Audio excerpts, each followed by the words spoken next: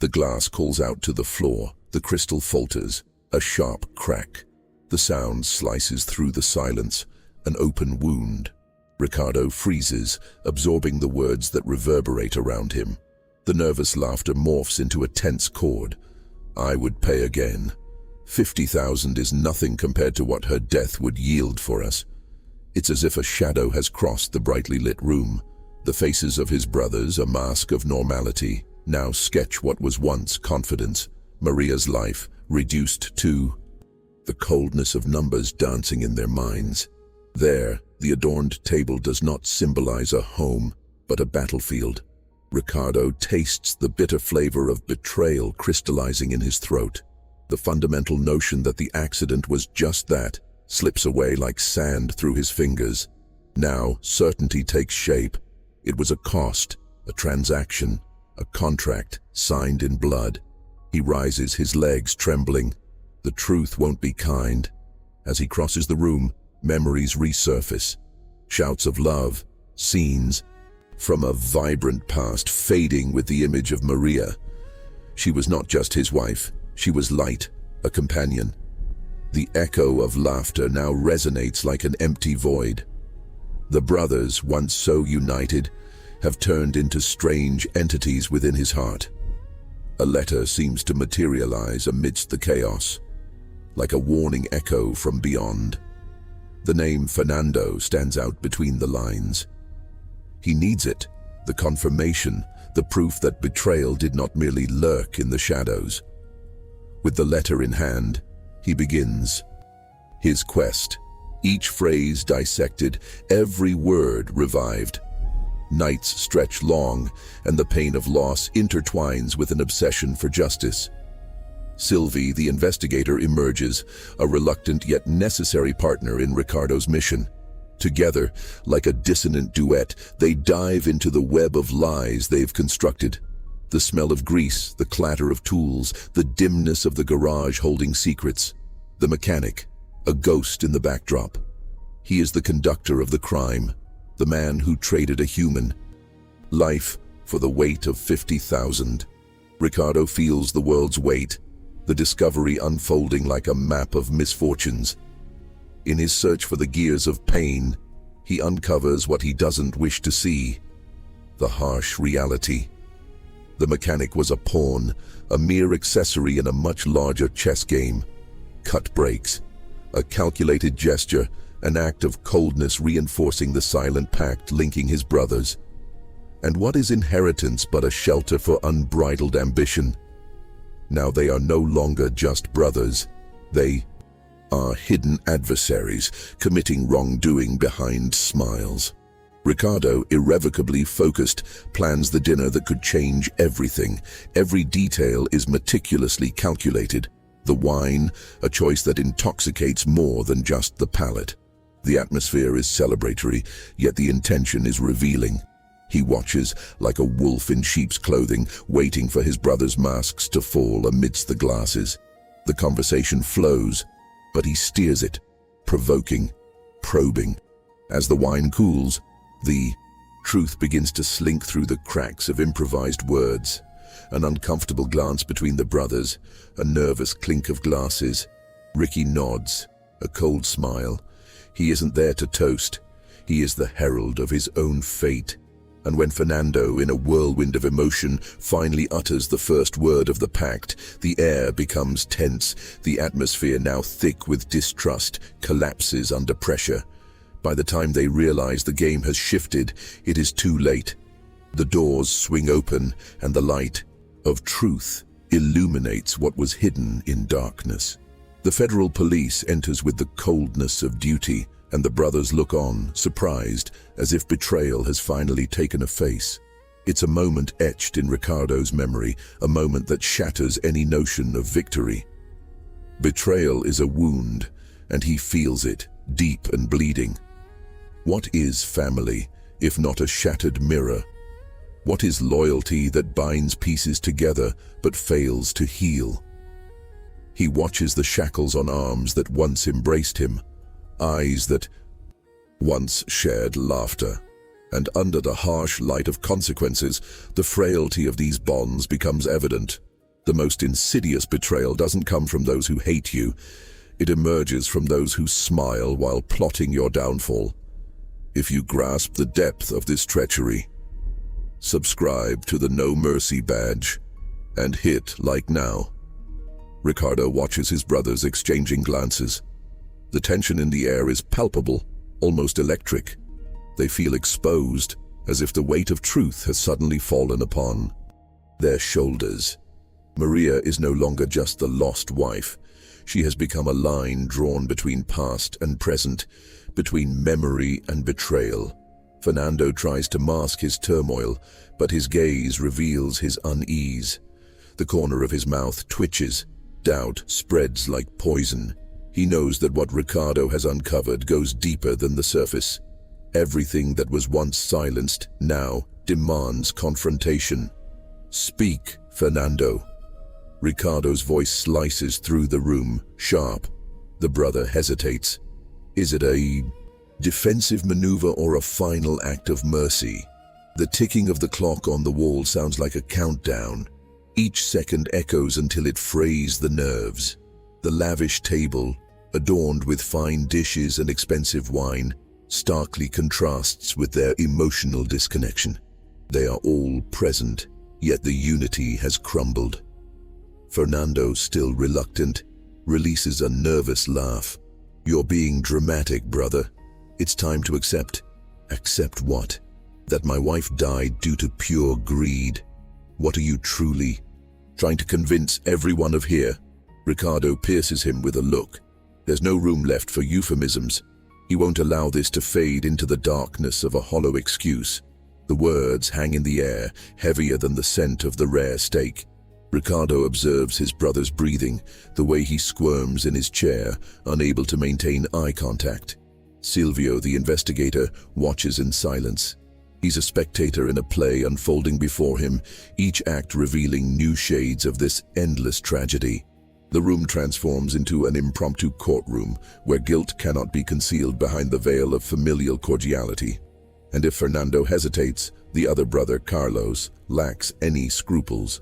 Blood seems thicker as he criticizes Ricardo's fragility. "You should move on. Build a new life.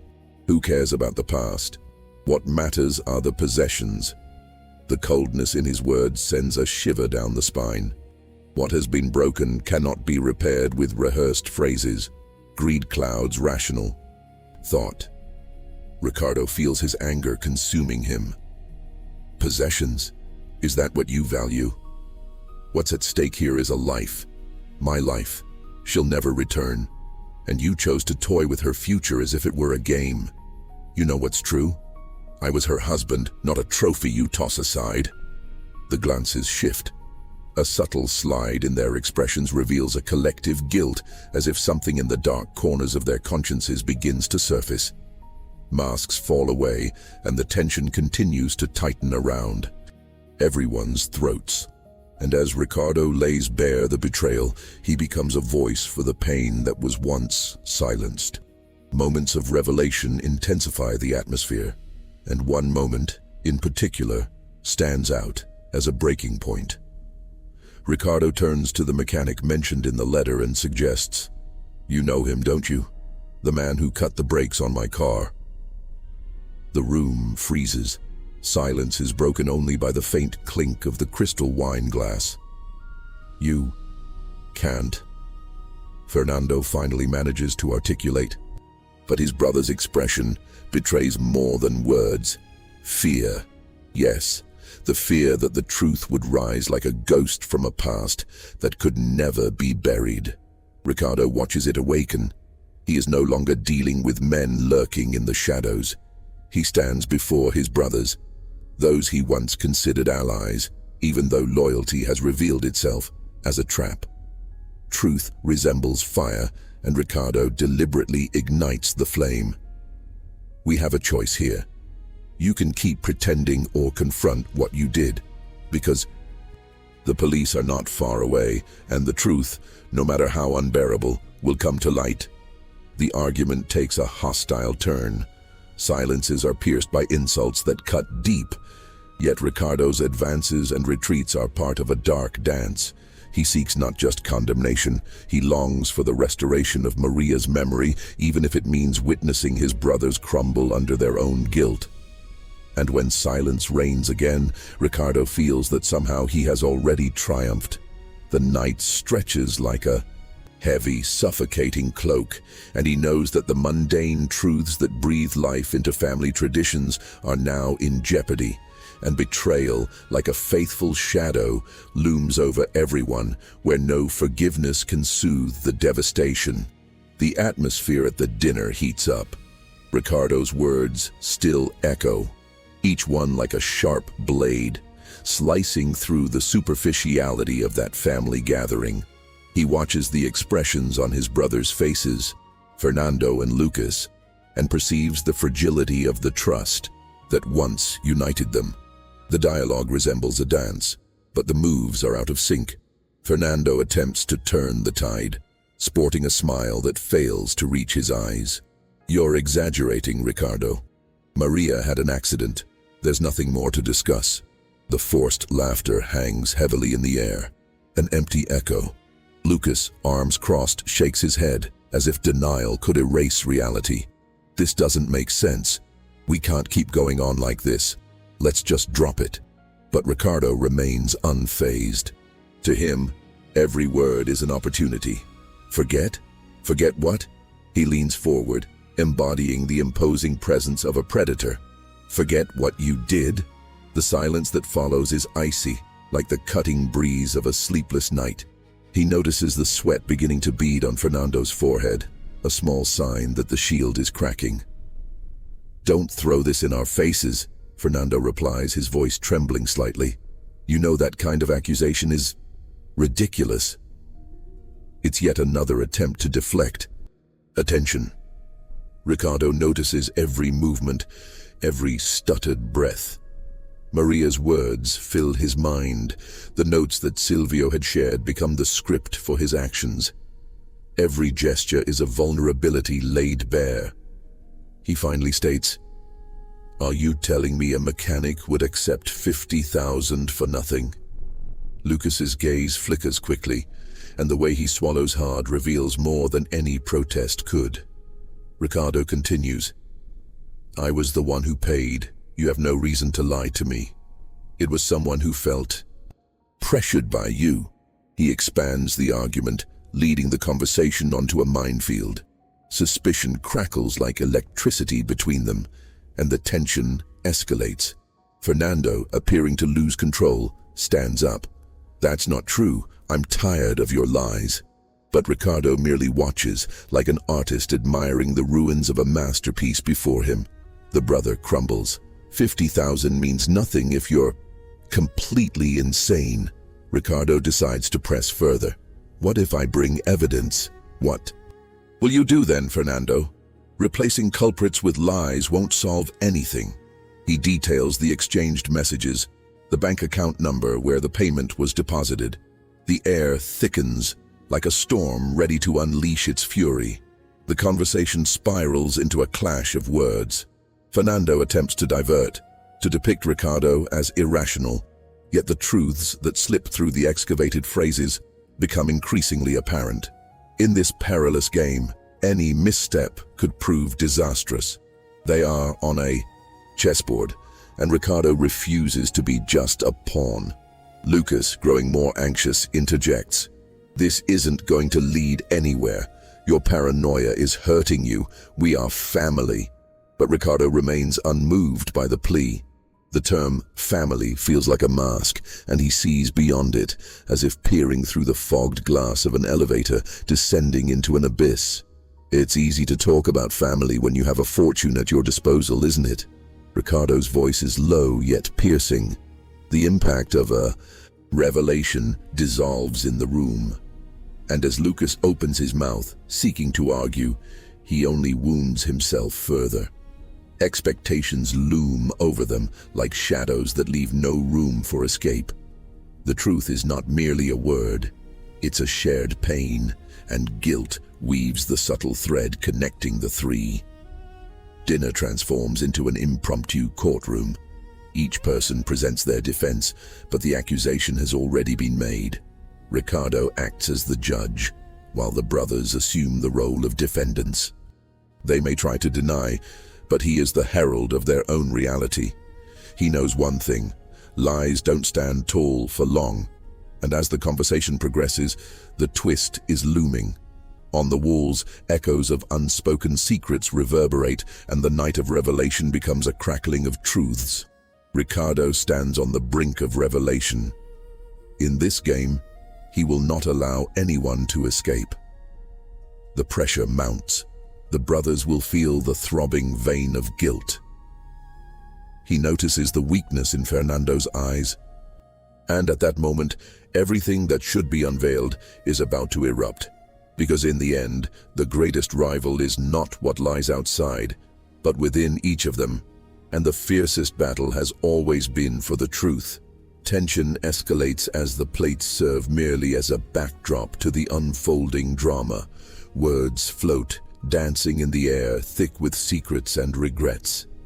Ricardo watches his brothers, Fernando and Lucas, as if they were strange puppets, their strings poised to be cut. He can almost smell the betrayal, an unmistakable odor permeating the atmosphere. Do you remember that trip we took to the mountains? The embassy was always glued to us, Ricardo says, casting a delicate net of nostalgia. A smile flickers on the brothers' faces, but their eyes betray them. An unease sprouts, certain nervousness pulsing at the almost tangible. He takes a sip of wine which tastes. It was quite the gathering, but all this makes me think. Voice drags heavy.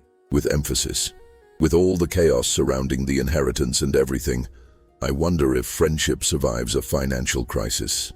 A silence settles, sharp as shards of glass, each feeling smaller in the space. He has cast the line, just waiting for one of the fish to bite. Fernando clears his throat, awkwardly. Life has its ups and downs, Ricardo. It's natural. The words spill from his lips like poison. Natural? Ricardo laughs, a sound that makes his brothers shudder. And the accident? Was that natural too? What drives a man to bribe a mechanic? What could be more natural than that? The atmosphere shifts. The walls seem to close in, the light fading to make way for the darkness that looms over the family. Fernando's gaze falters, a crack in his facade. Are you suggesting it has something to do with Maria's death? Lucas, the youngest, tries to divert the conversation, but anxiety weaves through his words. Panic is uncontainable. I'm just recalling the facts, brother. No. Pressure. It's fair for me to know who I'm sharing the inheritance with. Irony drips from his lips. The atmosphere thickens with anticipation. Every glance exchanged is a new chapter in those silent lies. The table transforms into a courtroom, and the worst kind of defendants are the ones you love the most. Ricardo's words fall like hammers on an altar, and his speech becomes a countdown. I found a letter, you know. Maria's last thoughts. Or have you forgotten? The silence in the air is almost deafening. The ticking of the clock on the wall marks the time of truth. Ricardo refuses to look down. He must keep his eyes locked on his brothers' faces. Fernando attempts a laugh, but he's trembling. Ricardo, come on, you always exaggerate. Maria was going through a tough time. His reasoning crumbles under its own weight. A knowing glance passes between the brothers, a silent understanding slipping through the cracks of the table. Ricardo presses his lips together, a calculated smile from someone who already knows the end of the story. I'm seeking the truth, Fernando, and it walks in the same direction as you. The revelation looms like an impending flash. The warm air of the room turns icy, each breath a test of courage for everyone present.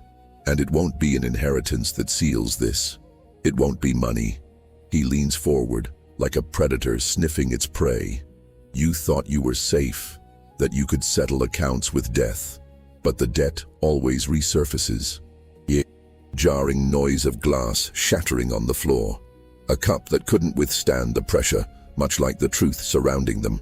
Ricardo watches, a snap of realization. Fernando swallows hard as Lucas appears on the verge of tears.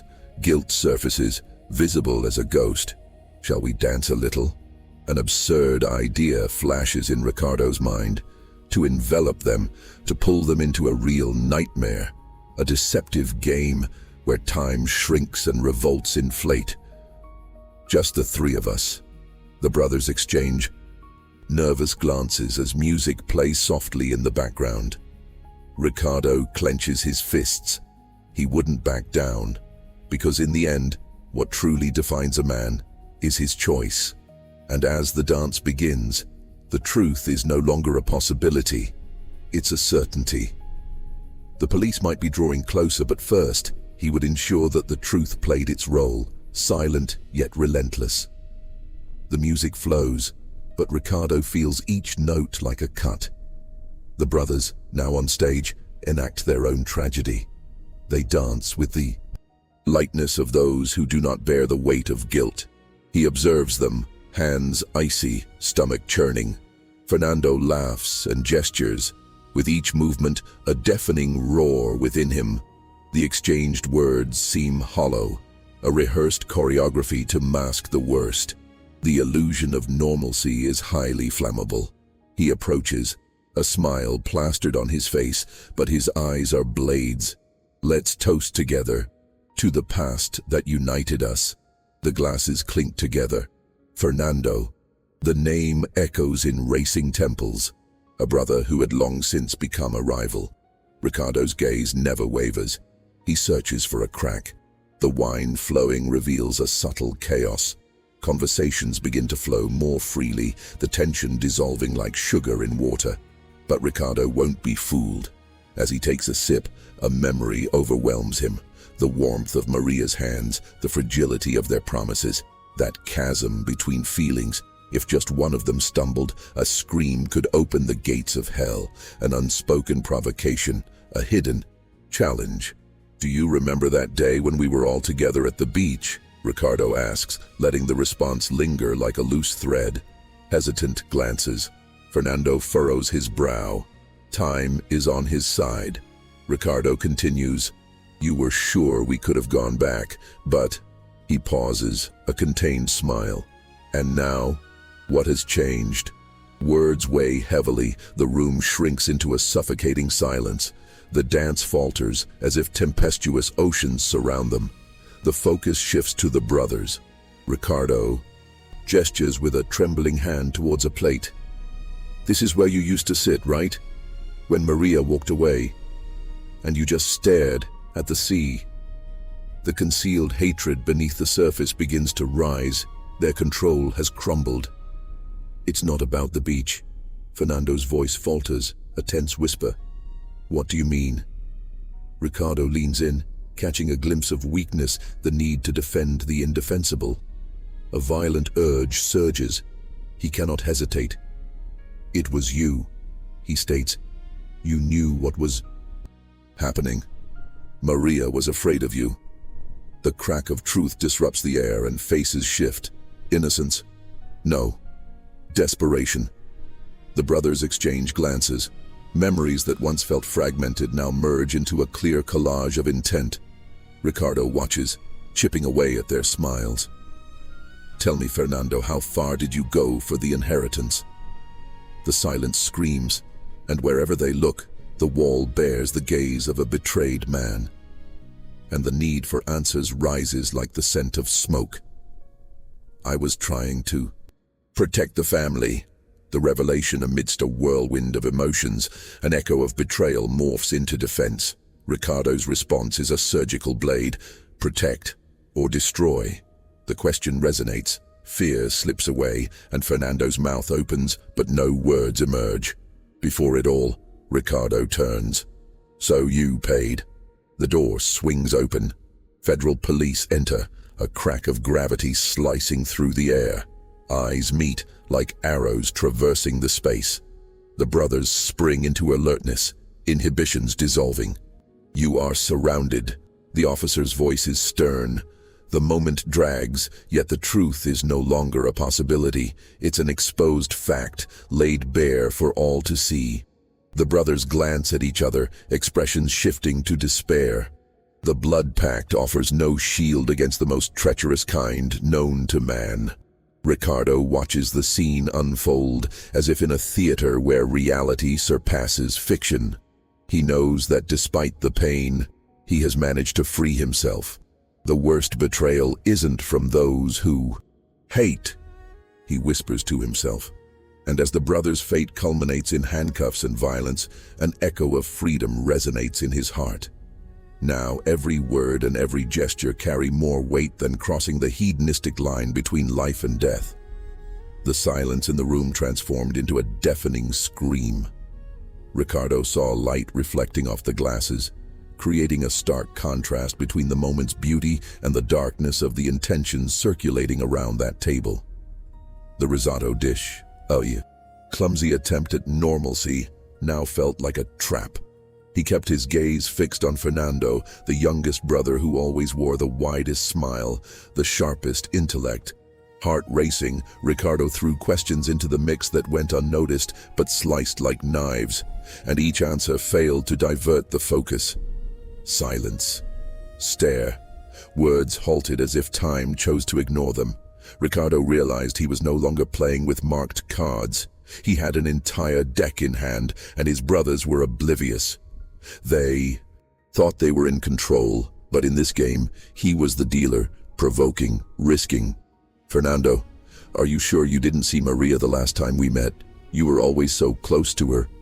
The provocation lingered, anger pulsing beneath a facade of curiosity. Fernando narrowed his eyes, a moment of hesitation hanging in the air. Ricardo noticed. The bitter taste of the wine trickled down his throat, yet he couldn't afford to swallow hard. Instead, he craved more. He needed the truth to flow from Fernando's lips before despair took hold of his heart. When we visited her house, you seemed worried. Was something bothering you? He paused, observing the reactions around him. His older brother, Carlos, threw his head back and laughed, but his eyes revealed unease. The stifling atmosphere shifted. The internal chess game erupted into a capture. It's easy to accuse, isn't it? Carlos said provocatively, attempting to redirect attention. But the silence from Fernando only confirmed that Ricardo had made a winning move. And what about the mechanic who took care of the car? He remembered you a few weeks before the accident. What happened that day? Any clue could lead Ricardo to a full or empty conclusion. Words twisted between them, tension tightening like a rope ready to snap. Fernando was ensnared in his own maze of guilt. In a flash, the facade began to crumble. You had no reason to be nervous. None at all. Fernando's stammering spread across the room like a wave, urging confession. Fear crawled through his words, the weight of what they could lose pressing down like a mountain. Suddenly, Ricardo's phone vibrated, a warning signal. It was Silvio, the investigator. A clear message. We're on our way. A smile involuntarily formed on his lips. The moment had arrived. He stood up, and the brothers followed him with their gaze. What are you doing, Ricardo? Carlos's voice sounded thinner now, as if bravado had melted away. Ricardo took a deep breath. You taught me that blood ties are unbreakable. That family must come first. He looked directly into Fernando's eyes. But in the end, it was the same bond used to hang me. He felt the space heavy with tension, silence enveloping them. Once again, the glass shook, and with it, the illusion of a perfect family dinner. The faces around him were masks, and he was weary of the performances. Just before the truth could slip away in another attempt at silence, the door swung open. 2 federal police agents, firm and resolute, stepped into the room. Relief washed over him, the moment's pressure dissipating. Ricardo Montero, we're here to talk. The words echoed like a ceremonial chant, and the scene unfolded in slow motion. The brothers exchanged glances. The panic in Fernando's eyes was merely a shadow of what Ricardo felt inside. The police began to act, cuffs being placed. In the blink of an eye, what was once a family dinner morphed into a crime scene laid bare. He didn't want to scream, didn't need to act like a victor.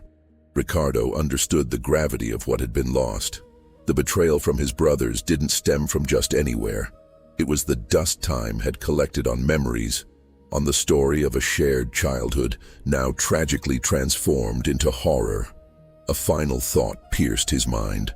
There was something heavier than guilt. It was the realization that love and loyalty were not what he had believed them to be. The deepest betrayal nests in familial hearts. He murmured to himself, allowing the truth, once hidden, to now shine like a light amidst all that lay behind. Silence envelops the room, abruptly shattered by a murmur.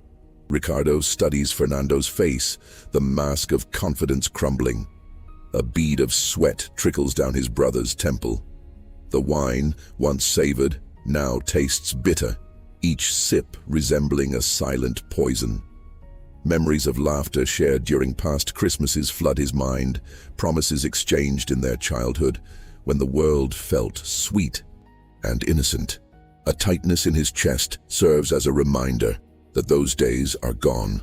"Ricardo, you're being paranoid," one of the brothers says, his voice wavering, eyes flickering nervously with guilt.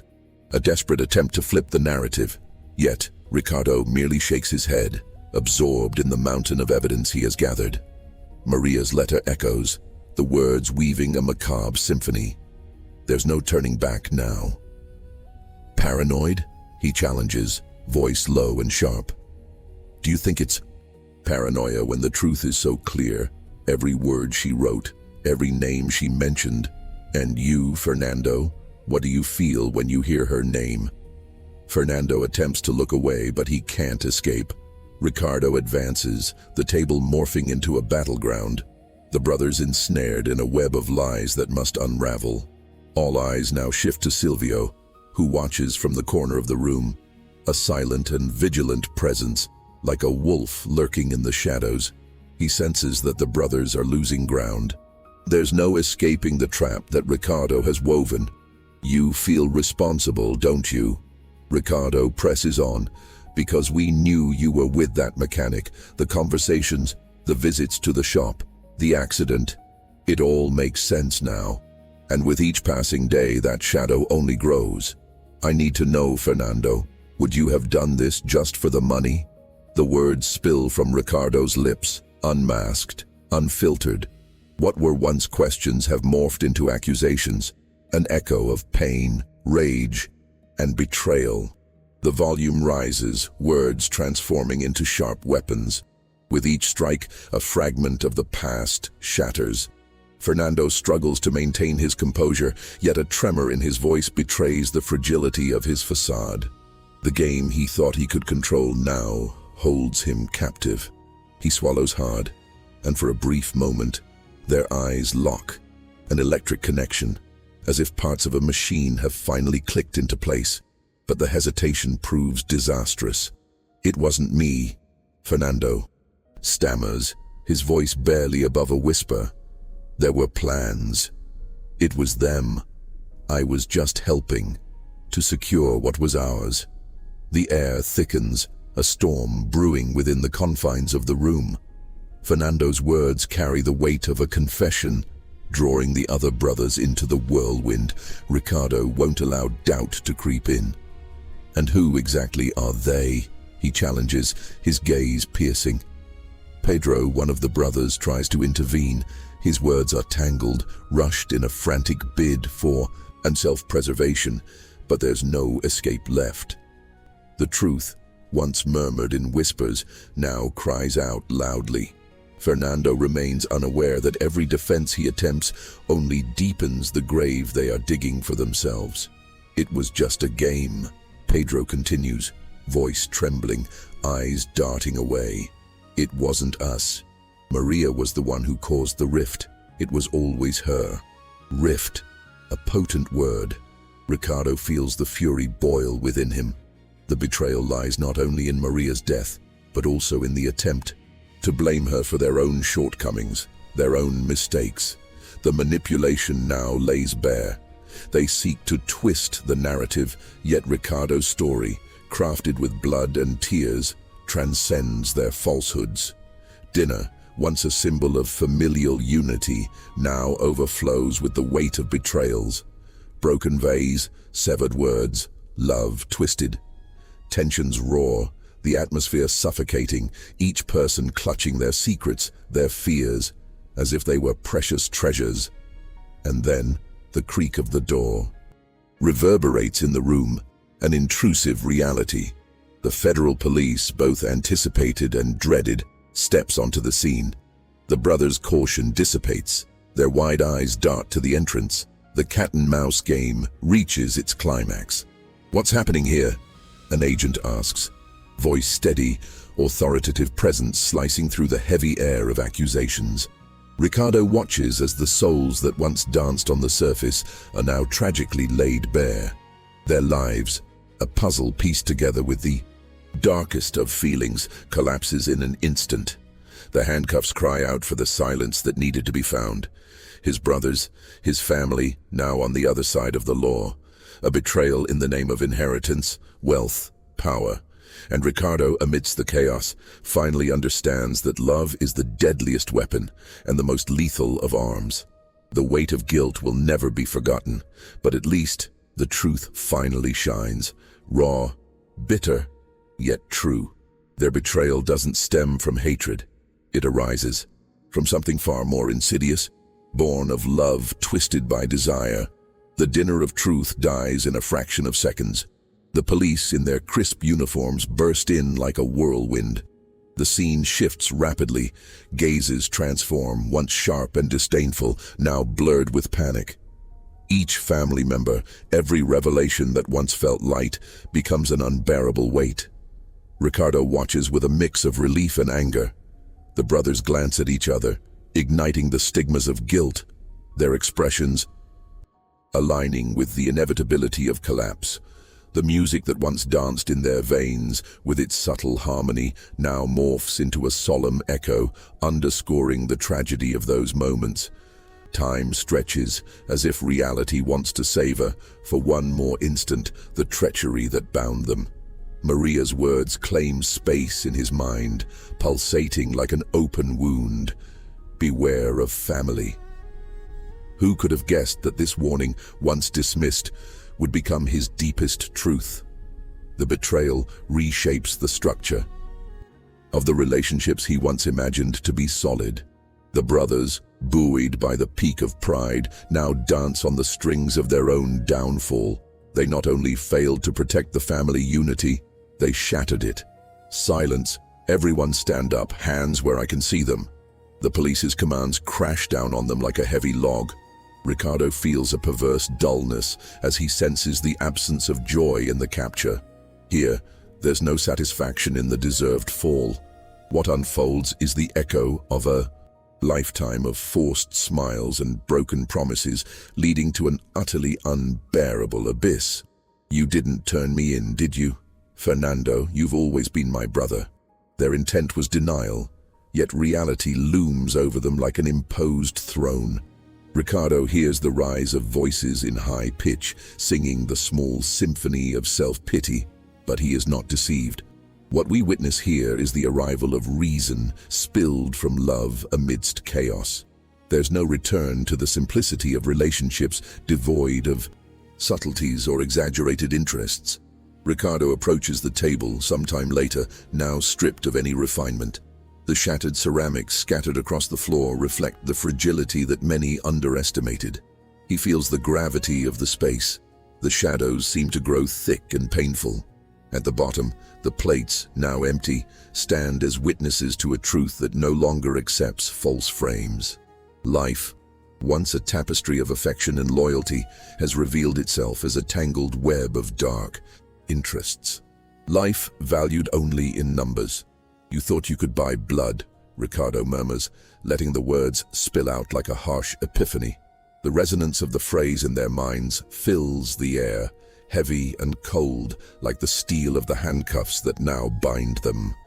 And at the moment reality settles in, reflected in the eyes of the terrified brothers, he realizes that betrayal was a silent poison. "I don't hate them, but I am disappointed. What is truly sadder? betrayal, or love that turns into greed? The question reverberates, resounding. The weight of guilt pulses at his core. There's no redemption that can erase the inflicted pain. The heart is a battlefield, and the victory once imagined as sweet dissolves into emptiness. It is there, amidst those shadows and exposed fractures, that Ricardo recognizes the extent of the love lost, not in a fight for what is right, but in a struggle that united them only through the spilled blood. In the face of such immense tragedy, the only escape is the truth. Not a moral speech, not allegations to be made, just an invitation for reflection. To what extent are we willing to save those we cherish from the very demons we nurture? And thus, Ricardo watches the scene unfold in finer strokes of clarity, like a yearning for light amidst the darkness that enveloped them. Life, persistent, goes on. And if this story made you contemplate your own choices, then subscribe now to the No Mercy badge and hit the bell. Leave a like if this reflection resonated with you. Share it with someone who needs to hear this. And tell me in the comments, could you forgive? Or would the broken trust never be the same again? And now, on your screen, 2 more videos are appearing. Click to watch now and continue this journey.